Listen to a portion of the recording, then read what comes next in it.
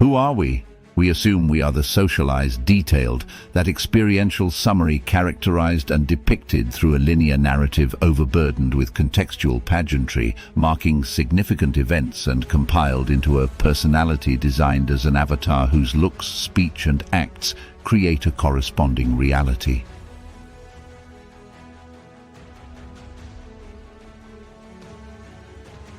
But we don't know who we are nor what we are capable of, since as participants we are trained, conditioned to read, speak, listen and live within that reality through an informational matrix known and accepted.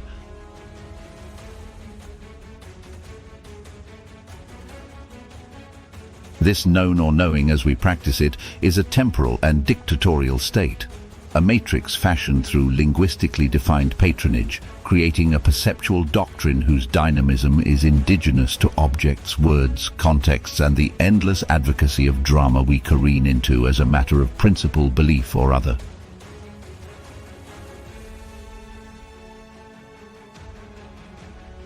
Watch how you operate your individuality, or rather how your individuality operates you.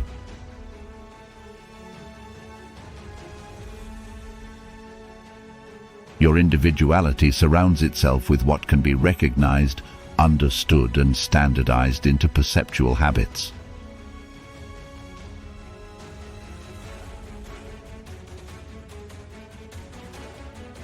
Moreover, representation recognized and ascribed through linguistic terms as a descriptive conveyance requiring empathic credence shortchanges the depth of perception. We have skin in the game, are emotionally entangled in the comedies and dramas of daily routines. Intellectual and emotional engagements authenticate human contextual immersions. Rebounding from ingrained perceptual habits overseen by the known can be a most trying and difficult affair.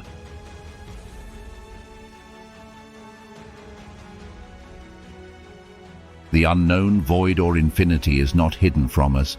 It is just that context and its narrated designs imposes a linear transaction which overwhelms the perceptual outline into a default setting focused on managing the world through contextual tools such as language, thinking and understanding.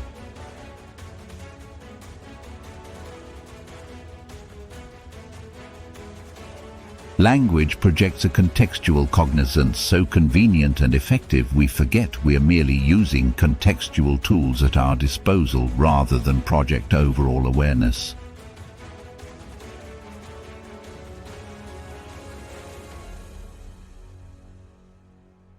Perception is an asset or is an asset to servitude. Many contextual servants are enlisted by an ideology they are no longer immune to.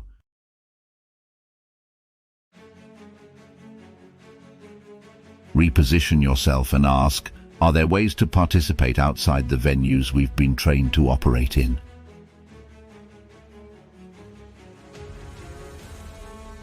The known is expressed through contextual dependency and linguistic patronage.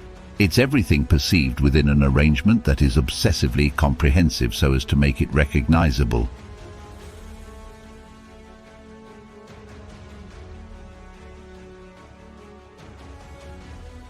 And it converts intrusions into comprehension to maintain its dominant position.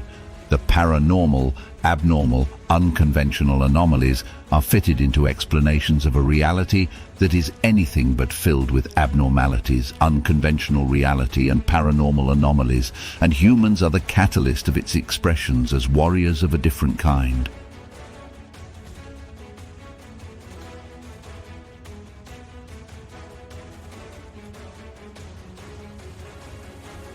Understanding, thinking, and explanations are tools of context, and through these tools the known sets up a vanishing point to human perceptual horizon, under which the norm thrives, protecting its allegiance to language as the primary engine to reality.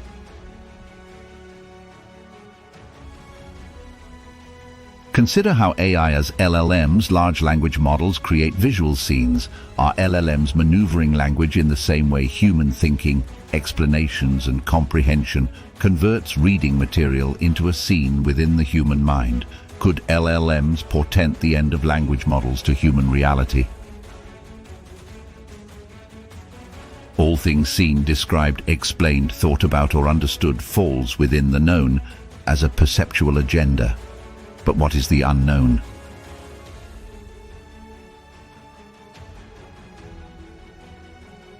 Both represent fields of perception. Humans must be agile enough to adapt to the unknown and the known simultaneously, consequently, or within whatever model deconstruction is made available from any perceptual waypoint we are willing and able to engage.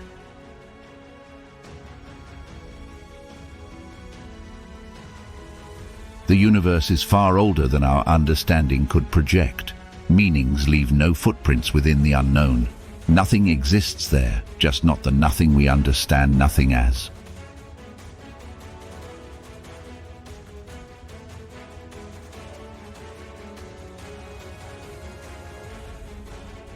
It is neither the context nor the content of experience. No words can justify an attempt to its given meaning nor mimic the experience of its presence.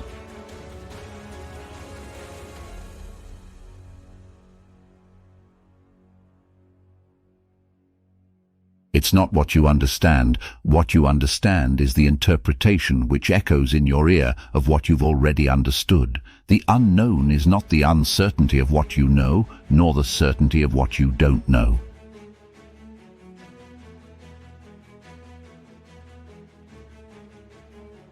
Infinity does not exist, yet it's everywhere.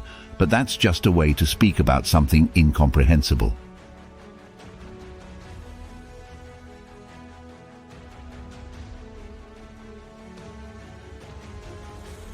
Incomprehensible within the language designed to operate the levers to our reality, yet available outside the designs of a functional existence.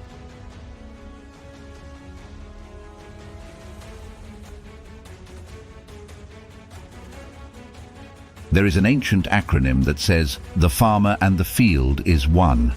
One of its variants means we reap what we sow and define ourselves accordingly. Are we not stakeholders in everything we do?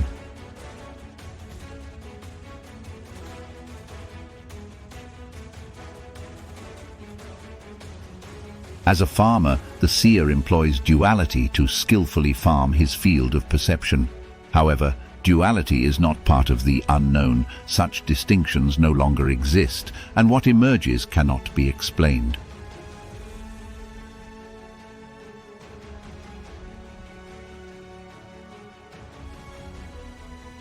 Perception is an arrangement outside of ourselves, but perception within ourselves is a venue best left unspoken as an experience whose latitude rearranges self-inquiry beyond the rhetoric of awareness.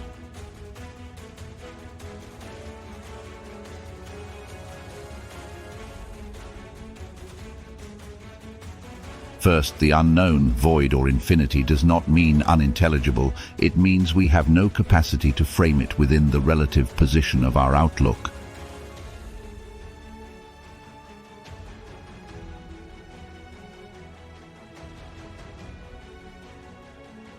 Second, the unknown is not chaos. Chaos is merely the diametrical counterpart to order. Both are vetted by the agenda through which contextual norms safeguard the application of perceptual latitudes into an ecosystem of meaning.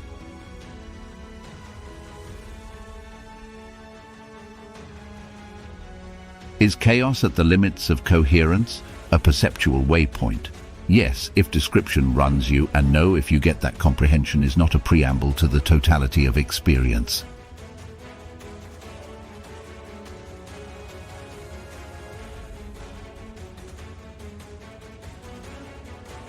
The unknown is not wrapped by the relative abundance of name and forms as objects which surrounds the seer in his field of perception.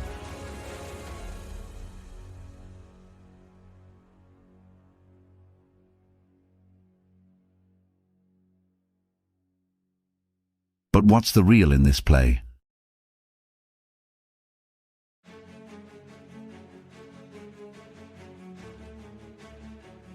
Awareness enlivens endless states of perception in a universe where scintillating particles of light emanates from everywhere and nowhere.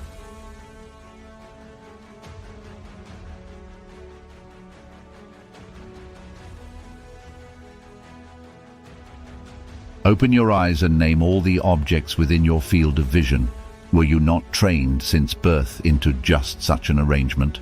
Adult humans retain a vocabulary of about 15 to 40,000 words through which they converse, describe, and reflect.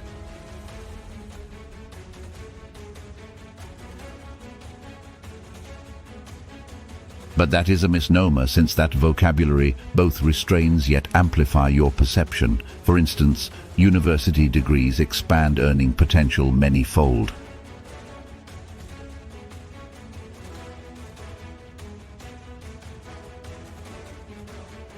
Yet if intelligence originates from awareness, can greater awareness subsidize intelligence exponentially? And is recognition and application of language into contextual redundancy compelled by have, want, need formulas preoccupying humans daily?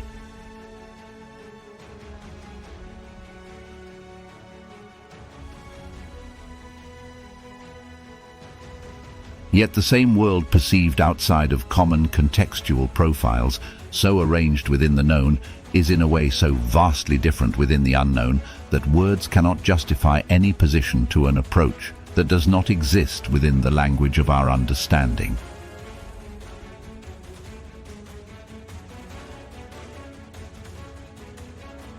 And the ability to perceive two separate realities in one creates an opportunity of having a conversation, this conversation.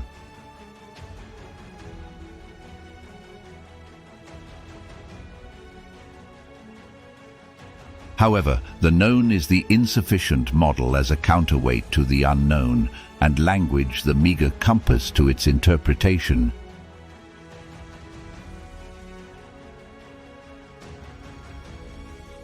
If you come from the position of using available tools, thinking, understanding, explanation, at your disposal to either define or uncover your reality, those tools become a statement of dependency, a testament really to the narrowed specificity of the contextual profile you project in the center of the reality you embody within the known.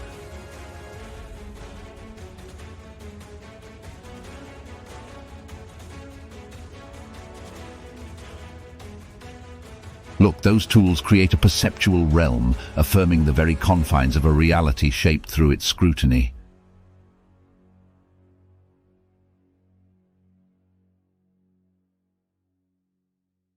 Scrutiny as a contextual waypoint, or scrutiny from outside the known as a perceptual, intuitive, undefinable yet actionable.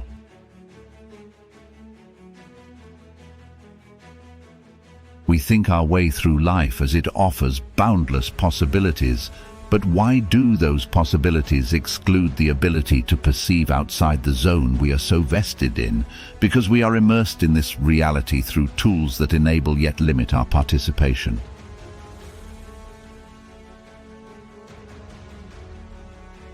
This is neither religious or political ideology.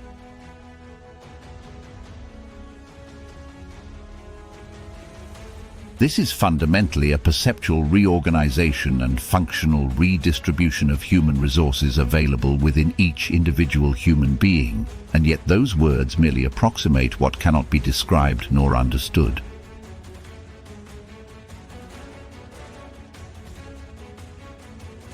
However, if your mind is organized and continuously exposed to traditional and extrinsic outlooks so common amongst many people today, you may not recognize or understand the implausible designs submitted next.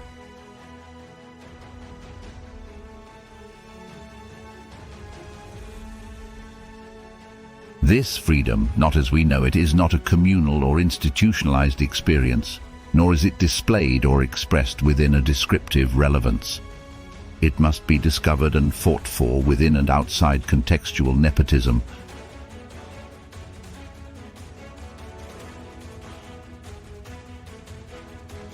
Freedom experienced beyond meaning has no context. It is not anthropologically designed. Linguistic models of expression exclude full human participation beyond the means to express it. Intrinsic connection to experience illuminates full participation beyond speech, but once described, turns into a linear transaction. And what is the meaning of this?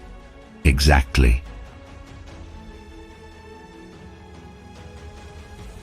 Freedom, not as we know it to be, is a personal battle fought on multiple fronts, across time and space as contextual coordinates, and elsewhere in spaces where nothing exists, within or outside the unknown.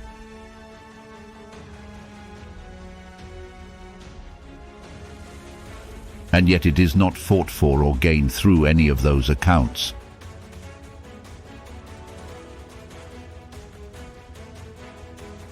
It is fought for in ways irreconcilable to the intended goal, since the objective is not within the purview of the known, or the language that parlays its descriptive stances.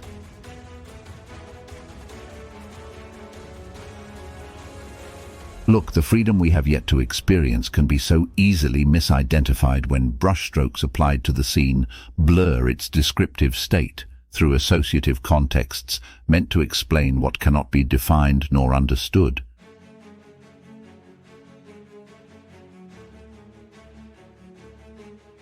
Who are we? We are that, the freedom of uncharted potential.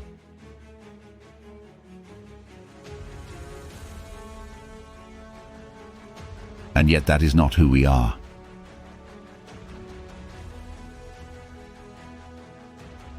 We are the undetermined prospects of enlightenment, but not the image you entertain of what this means.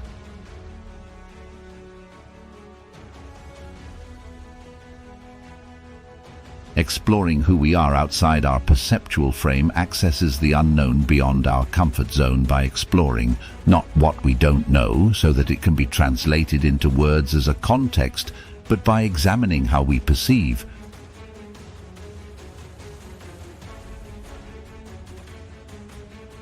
Not through explanation, since that would define the limits of our perception and empower the mind bound to its own volition into endless babbles or merry-go-rounds plausibly narrated, as if the mind as the mind we have trained could tackle this type of endeavor within the terms of its present state.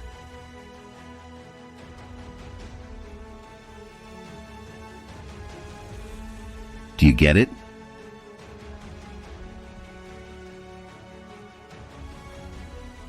The danger to a linear comprehension of facts is that we fit ourselves into it.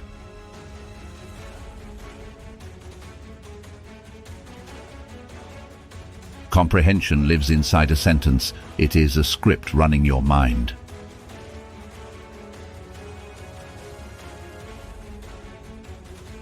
We walk in a descriptive state which allows you to recognize a familiar surrounding of name and forms.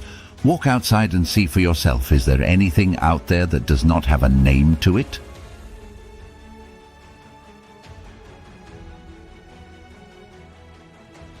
Your sense of reality is a contextual arrangement, organized in names and forms.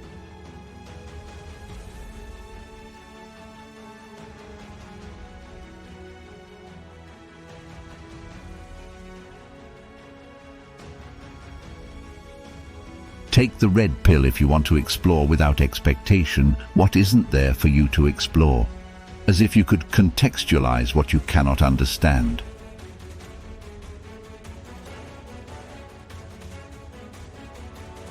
Unless you still want to live as a thinkamjig or as a thinkamabob, then take the blue pill.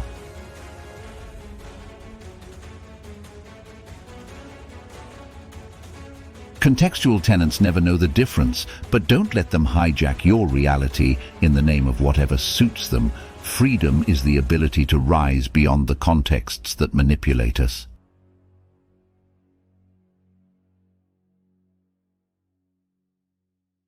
If your perceptual habits legislate your presence as a prescribed and defined assemblage within a recognized reality, take the blue pill and remain as a contextual tenant.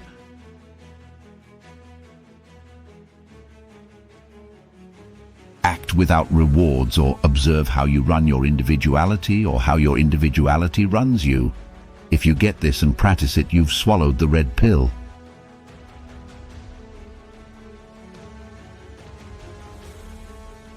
Who are you exactly? No, not the answer that automatically comes to mind. That's a contextual position.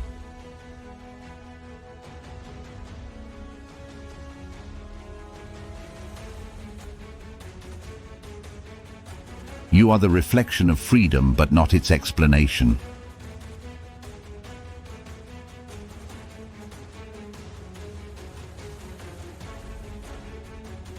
Come visit us at teachtolearning.com.